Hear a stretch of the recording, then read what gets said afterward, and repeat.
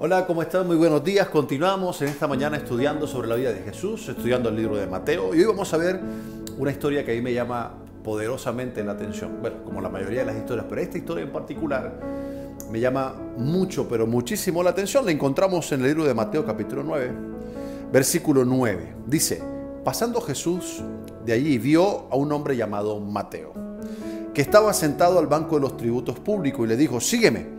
Y se levantó y le siguió. Y aconteció que estando él sentado en la mesa en la casa, he aquí muchos publicanos y pecadores que habían venido se sentaron juntamente a la mesa con Jesús y sus discípulos. Cuando vieron esto los fariseos dijeron a los discípulos, ¿por qué come vuestro maestro con los publicanos y los pecadores? Al oír esto Jesús le dijo, los sanos no tienen necesidad de médico, sino los enfermos. Y puede aprender lo que significa misericordia quiero y no sacrificio, porque no he venido a llamar justos, sino a pecadores al arrepentimiento. ¿Por qué te digo que me llama poderosamente la atención esta historia? Porque Jesús llama a Mateo, sin que Mateo seguramente le conociera, ¿no? Porque de pronto había escuchado hablar de Jesús, pero jamás había tenido una conversación, o al menos la Biblia no lo registra. No le conocía. Y Jesús le llama y le dice, ven, sígueme.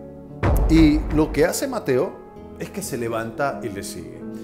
Esto no es tan simple como lo podemos leer. O sea, tenemos que imaginar y tenemos que meditar en la palabra de Dios y darnos cuenta que Mateo, por ejemplo, tenía una asignación bien particular. A pesar de que era judío, era el encargado de poder recaudar los impuestos al mismo pueblo judío. Es decir, Mateo trabajaba para la fuerza que oprimía de alguna manera al pueblo judío. O sea, Mateo tenía ya un trabajo, tenía una responsabilidad y tenía una asignación.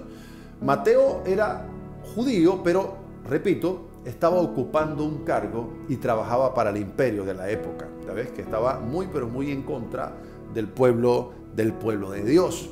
Entonces, Mateo no estaba sin hacer nada. Mateo estaba ocupado trabajando en algo. Y me llama la atención que él no chista, ni siquiera se registra en la palabra algún tipo de pregunta, ¿dónde vamos? Ni qué vas a hacer conmigo, ni qué quieres hacer conmigo, ni cómo así que vamos. No, o sea, Mateo se levantó y le siguió. Eso es lo que dice la palabra. Y para que Mateo atendiera el llamado de Jesús, tenía que ver con poder observar a Jesús de frente y que cada palabra que Jesús declaraba penetrara en la profundidad de su corazón para poder aceptar ese llamado sin chistar, sin preguntar absolutamente nada. Se levantó y le siguió. Y esto muestra claramente de que Jesús estaba lleno del Espíritu Santo y que sus palabras podían convencer a cualquiera.